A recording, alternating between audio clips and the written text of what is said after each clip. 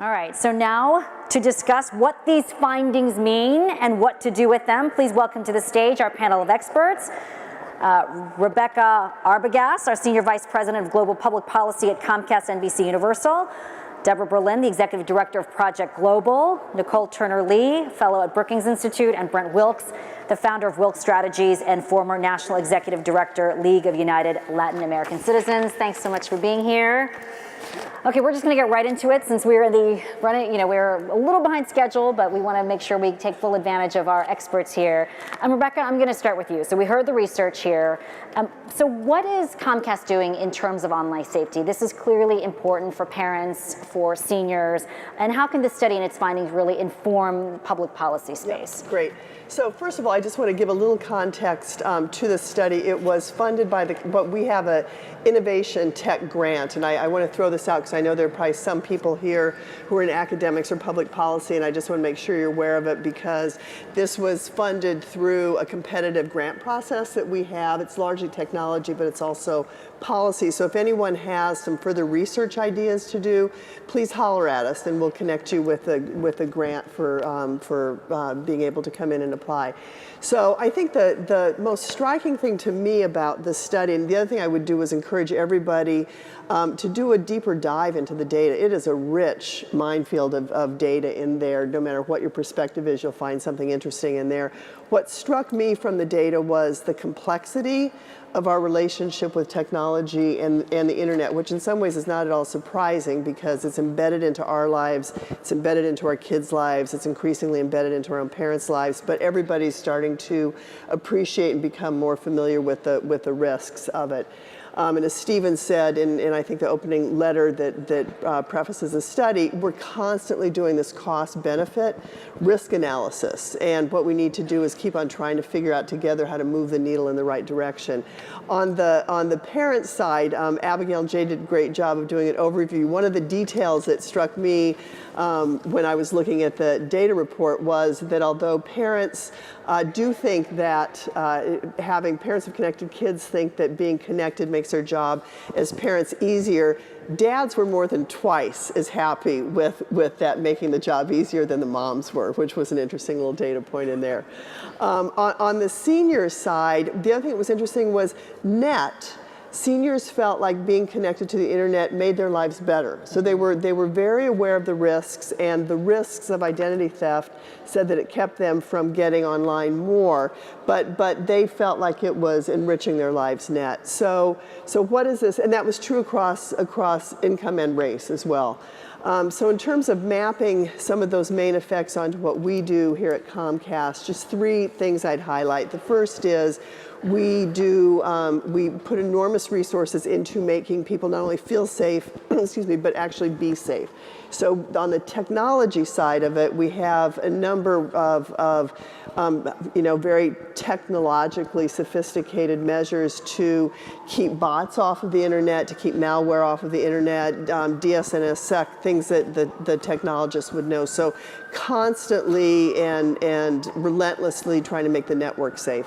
The second goes to, and this is what, if there were a key takeaway, I would ask people to keep this in mind. The second goes to triggering off of what we heard that parents overwhelmingly want to have more control over their kids' use of the internet. And that reminded me of a New York Times article that was in the paper maybe a couple weeks ago talking about, they featured Silicon Valley. So it was wealthy parents who were increasingly moving to restrict and control their kids' online use, including with nanny contract terms. So that made me think of, we need to be mindful, I think, of the potential for a new digital divide that comes up, right? So that all parents, even those that don't have contracts with their nannies, can control and monitor their kids' use. And so at Comcast, we have a whole suite of products that are very easily accessible if you have Wi-Fi in your home. There's a dashboard that you can go to that even I can figure out how to use that allows you to set times for your kids, so how much time they can spend, and it gives you information, live time on what your kids are doing.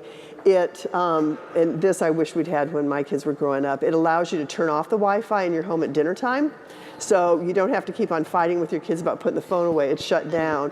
It allows you to individually set the time at bedtime that Wi-Fi turns off for each kid's device so that you can adjust it for the age of the kids.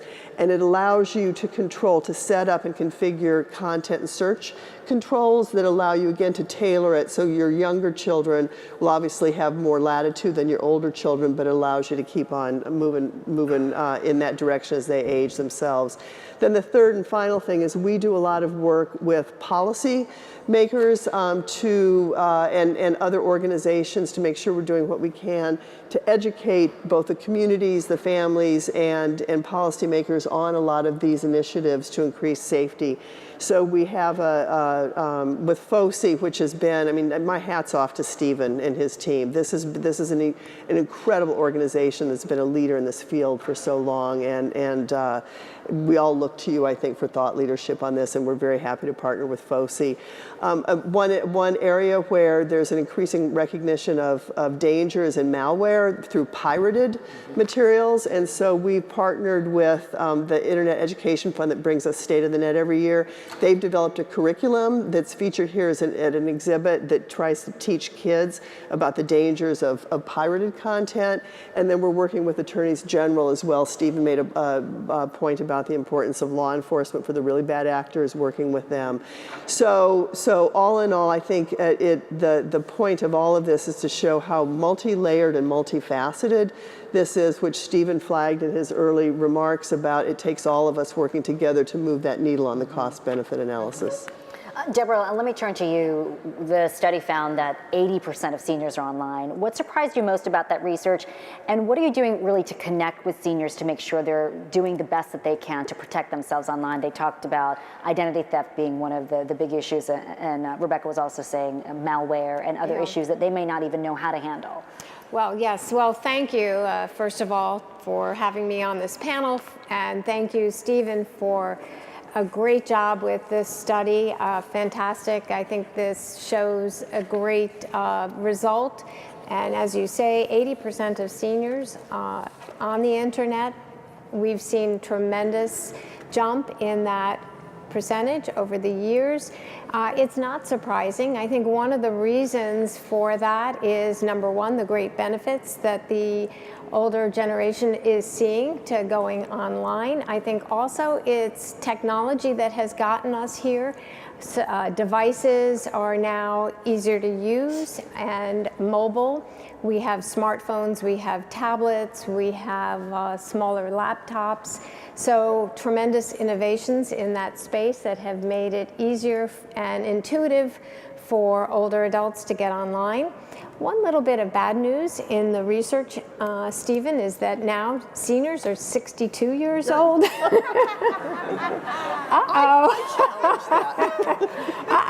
Okay, well, we'll go by that. So, you know, I think, you know, a couple of things we see here, that tech is bringing families together. That's great news, great news. I think this will only continue as new innovations develop.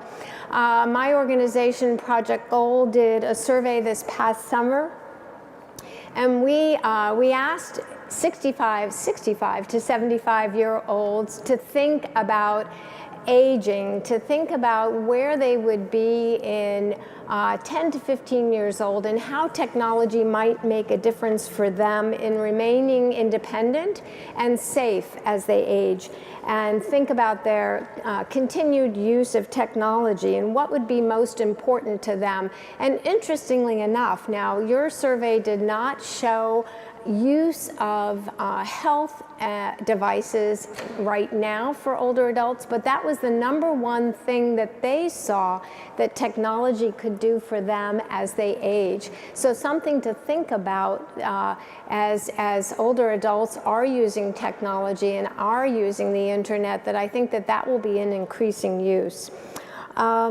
And another thought, just one other thought, is that many seniors don't have a family network. So we know that it's going to take a village to continue to support our older generation online for safety and security.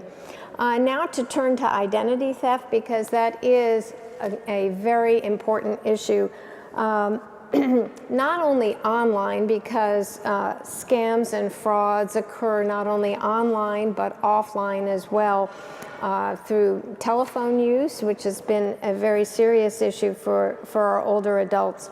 There were 16 million victims in 2017 at a cost of over $16 billion.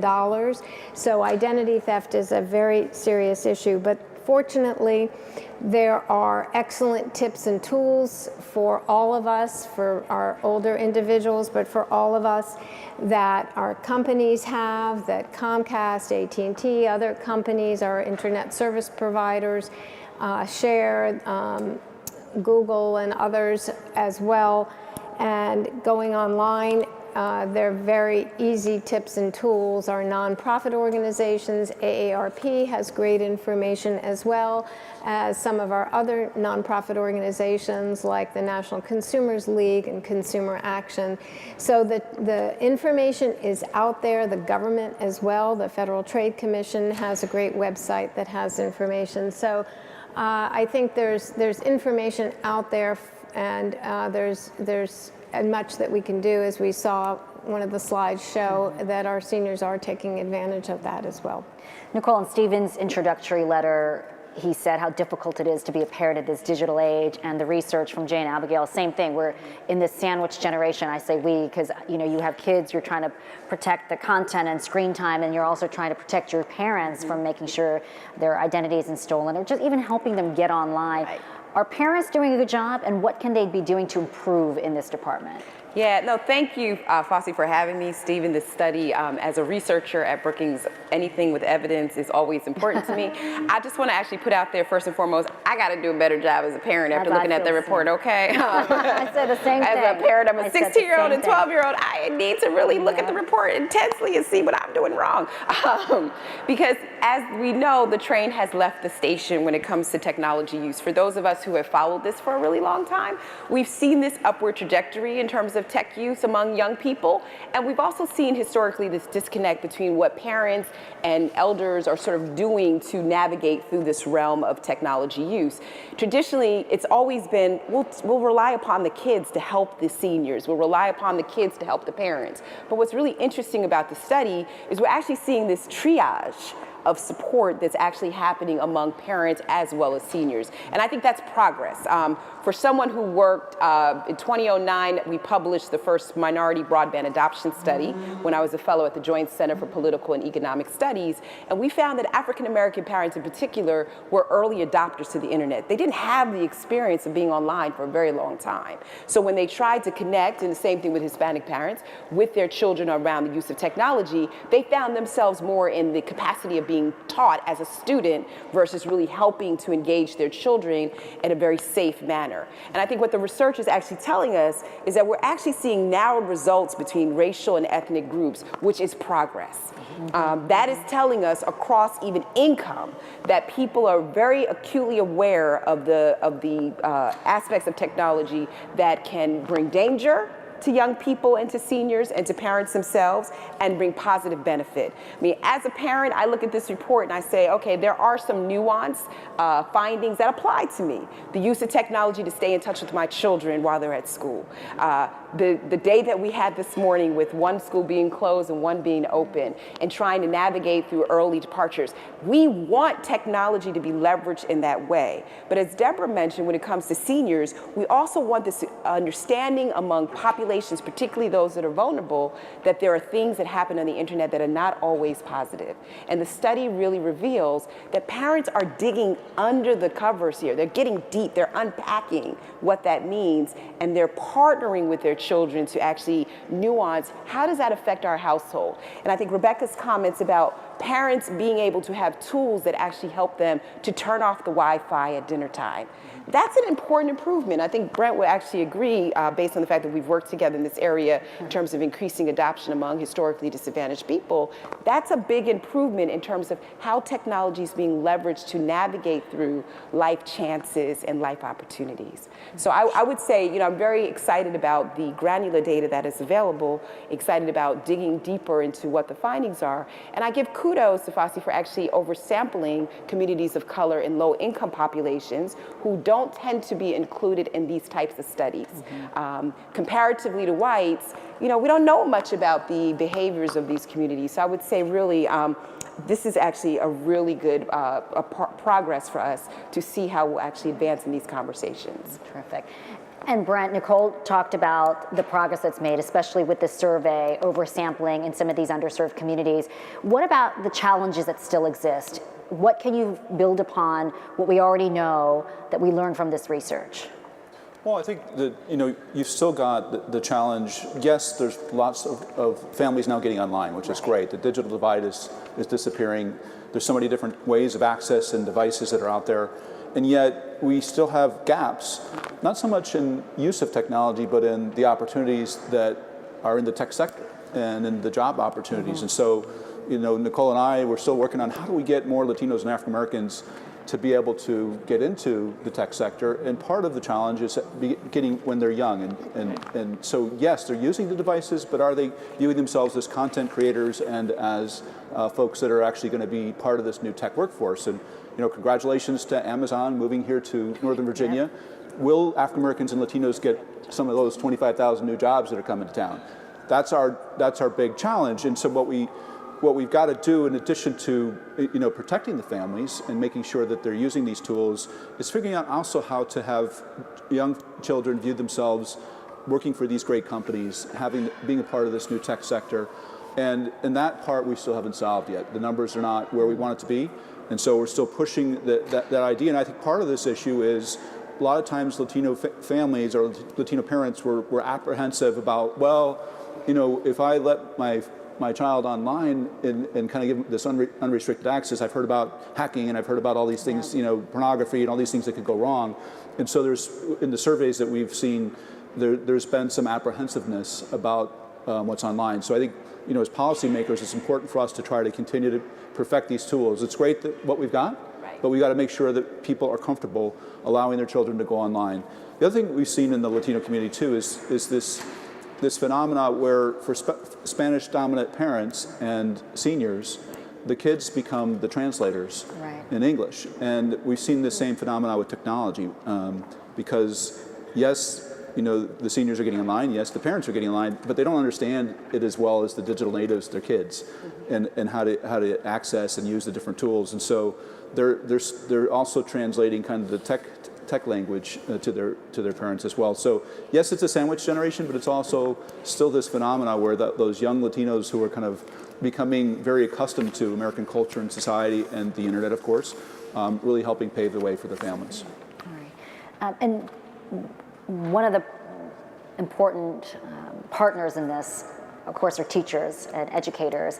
Rebecca, can you talk about how Comcast has partnered with schools and libraries and other community institutions to really promote internet safety and internet use in a positive way for kids? Yeah, absolutely. So one of the programs we started now 7 years ago is a program called Internet Essentials. It was geared towards connecting low-income families with school-age children to the internet that weren't already online. And so, as Brent said, a lot of there's been enormous strides in terms of getting people connected over the last several years, but those last unconnected families and people are really tough to get on. So one of the key partners that we have worked with are schools. And so we've worked with 55,000 schools across the country to let families know of the availability of this program that allows for reduced computers, digital literacy training, and low cost internet access. And so when people ask me, and we have some folks here from Internet Essentials today if anybody wants to know more about that, when people ask us what determines the success or failure in a given community as to whether you're actually getting people online, the answer is overwhelmingly the vigor and the commitment of the schools that we're working with. And that makes all the difference in the world in terms of making that connection between what's available to the families and the families getting on. So nothing more important than the schools, I would say. I want to just quickly tag on to something that Brent said and Nicole referenced about the importance of not just being consumers but also being workers and producers in this, because I think that is another stubborn and persistent gap that we're seeing. I want to do a shout out to my company because I am so enormously proud of them. We have more than half of our people at the vice president level and above are either women or people of color, and the majority of our workers report to a diverse supervisor. That doesn't happen by accident. It happens with a lot of mindfulness and commitment to that, and I just want to give a shout out and a shout out to other companies to make sure that they're doing the same effort. Debra, we've talked about the technology's ability to bring families together, even if it's through some difficulties navigating both sides. Are there things that you can do in your profession and in your expertise to really kind of move those benefits forward and enhance them the best that we can? Well, you know, I was thinking about the history of bringing the family together and how we have shifted with technologies, and thinking about that, and thinking about our living room, and thinking about how we had the radio and the family around the radio listening, and then we had the television set. And now I was thinking about some of our holiday commercials and thinking about how a grandmother receives a device, plugs it in, turns it on, and all of a sudden, I won't mention the specific device, but all of a sudden, her family, 1,000 miles away, is on the screen communicating with her. Mm-hmm. And this is what we have today. This is the technology of today that is bringing families together. So it's sort of, we have jumped forward where a few years ago we were talking about at this very conference and at other conferences about how we were concerned about how technology was breaking the family apart. We were having our children in one room online and the parent in another room, and we were very concerned about how technology was breaking the family apart. And now we see how technology actually has the capacity to bring us together and is really driving that point about bringing us together. And that's what I think we have to look forward to, is innovations with technology that can actually start to bring us together. Mm-hmm. And I see that right now where we're looking at that drive. So that's what I'm looking forward to with technology. And one of the things that has brought us together is social media, of course. You know, you connect with people that you haven't seen in decades from your childhood over Facebook. But as parents, Nicole, you and I are kind of in the same boat here. Social media can be time consuming. There is the issue of cyberbullying. What are the best practices and how much protection can we give our kids social media? Because you want them to have a way to connect. You don't want them to be isolated from their friend groups. But something like Snapchat, I find extremely concerning. So how do you navigate those waters, especially as we feel like we're first generation digital parents? Yeah, and if you don't mind, I want to also say something about what Sure, Deb said of course. too. But I think on the social media side, I think those are critical questions. And I think what the study is also telling us is we as parents don't know enough. And so we still are going to need that pathway to our children to explain a lot of what these properties mean. I mean, I for a long time kept calling Snapchat Snap what, because I didn't know what my children were talking about. And I think that's part of the engagement statistics are telling us that young people are getting off of Facebook because their parents are on Facebook. But yet at the same time, many of these communities are over-indexing in their use of social media. And it's also very, very heartbreaking. I just read a story just yesterday about young people under the age of 10 who are committing suicide based on cyberbullying. That is a travesty in and of itself, that we are seeing young people under the age of 15 that see that as an option. It was an African-American girl that I just read about on there, 9 years old. 9 years old, who because of cyberbullying, was on her way to dinner with her mother, and her mother found her dead just because of what's been happening online and offline. What do we do about it? I think that is the $100 million question of what do we do about it? Social media has actually crafted and engaged people in ways that we never would have imagined. What Deb talked about, everybody being in the same place. None of us, I mean, we all used to rush home and watch Star Trek and the Flintstones and the Jetsons and all that stuff, right? We never imagined, fast forward all these years, that we'd actually see many of those innovations actually happening. But the same token, we do have to do this education.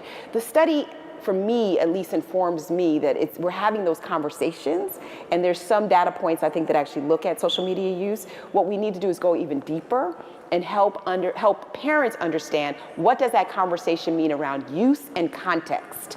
Right? So there's general, I can get on the site and I can do certain things, but for me as a parent in particular, I don't necessarily know what are the conversations happening. What's the context of the conversations? I had the unfortunate circumstance of going into the phone of my 15-year-old, now 16, and I saw stuff I didn't want to see. But it forced me as a parent to also understand the context in which these conversations were happening, because as any teenager would say to a parent, Mom, everybody talks like this. Right? Versus, this is a one-off or whatever the case may be. But as a parent, it forced me to say, not everybody should talk like this. And so again, I think the study, by telling us that people are no longer bowling alone and trying to actually come back to these constructive environments is really important. But I just want to say quickly on Deb's point, but we still have a challenge of not everybody being connected.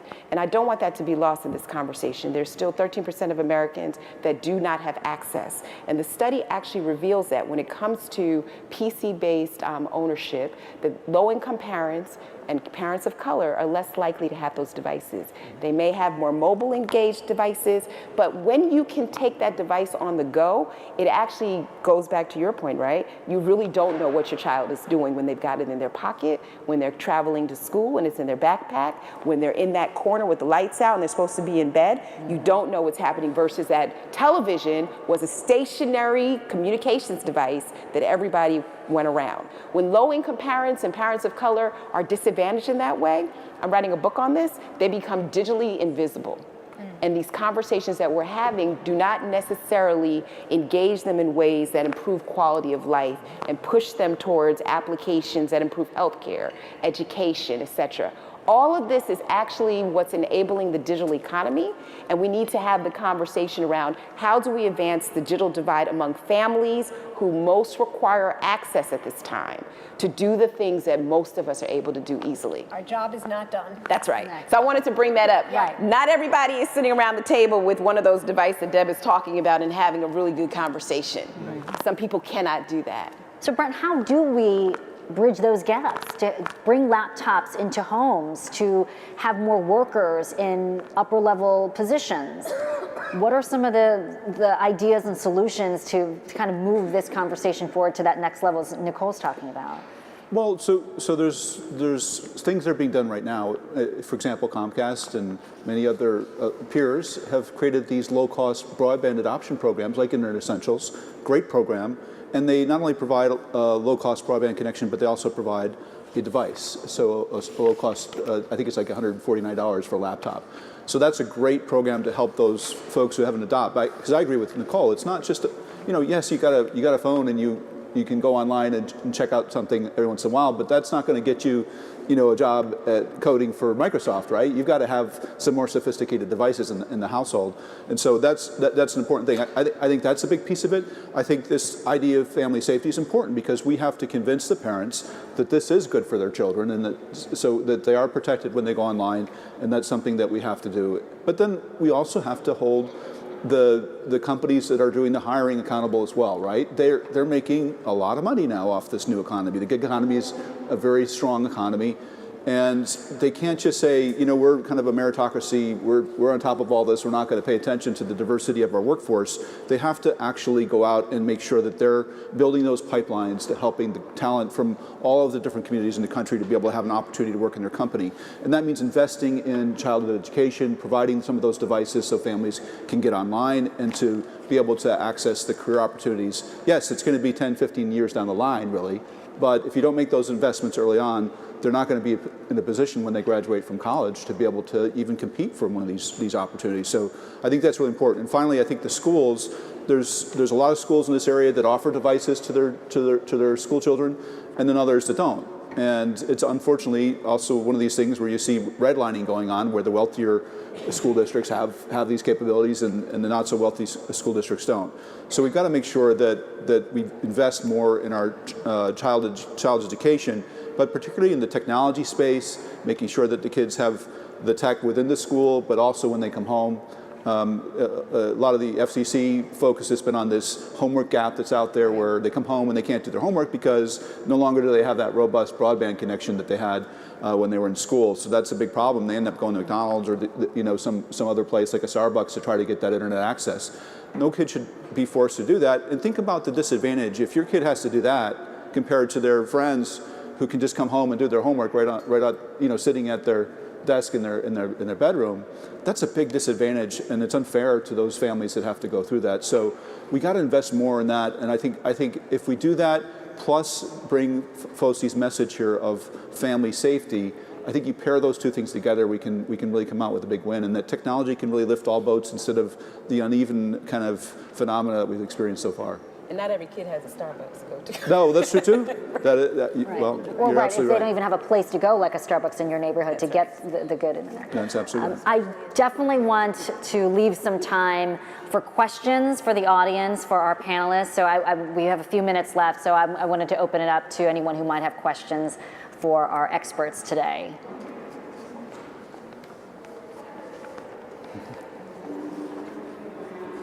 Jack McCartney, a question I think for Debbie, but perhaps for others. On the older adults side, is anyone looking at the far end of the spectrum when they kind of age out of using the internet and it becoming a greater risk for them? You mean on the older end of the spectrum? Yes, my mom is an example. Right? Suffered from dementia, got to a point where being online was too risky.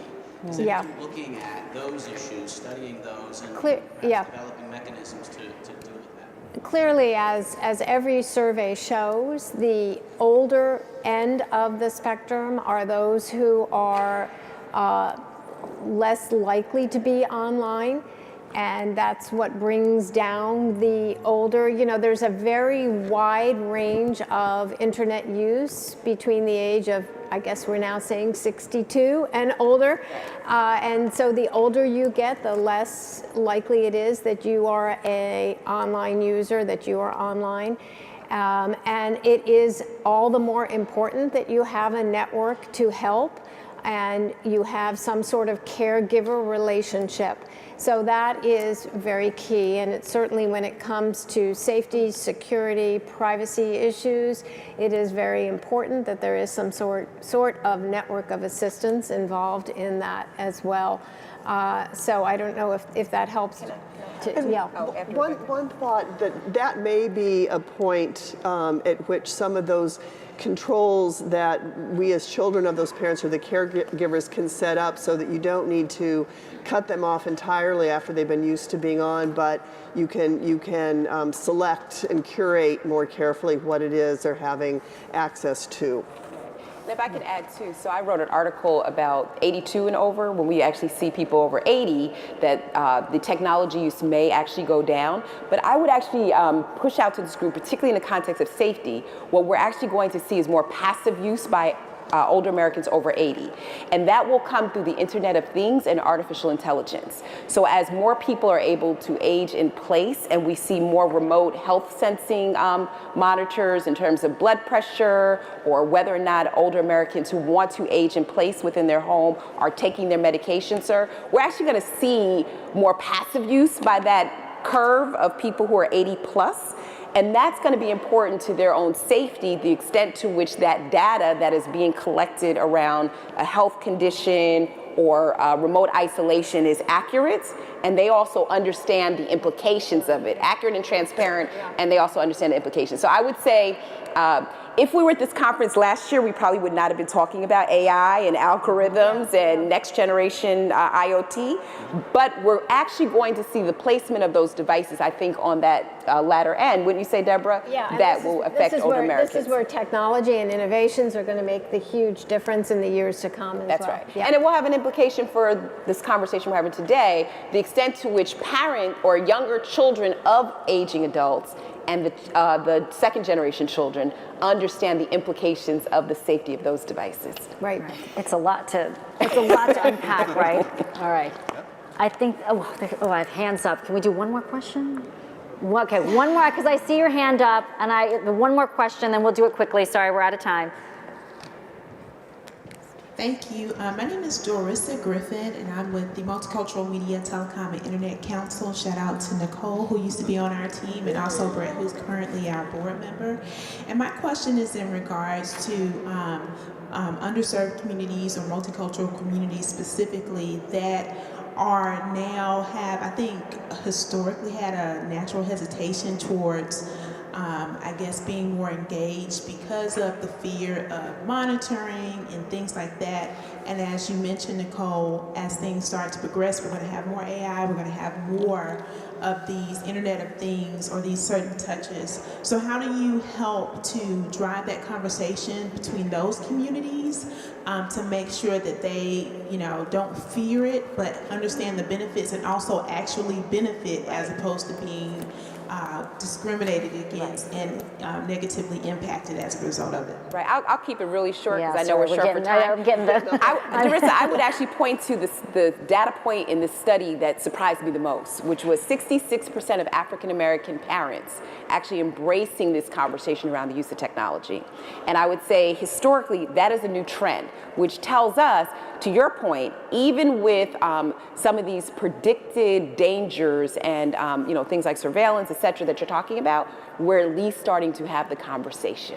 And then one other quick thing is on the Internet Essentials. One of the things we found was everybody wants their kids to do well, and so a lot of times how the whole family got connected was through the school-age child who got them online, and then the rest of the family came online as well. Perfect. Yeah. All right, Brent Wilkes, Nicole Turner-Lee, Debra Berlyn, Rebecca Arbogast, thank you so much for your expertise and your insight today. Thank you very much. Thank you.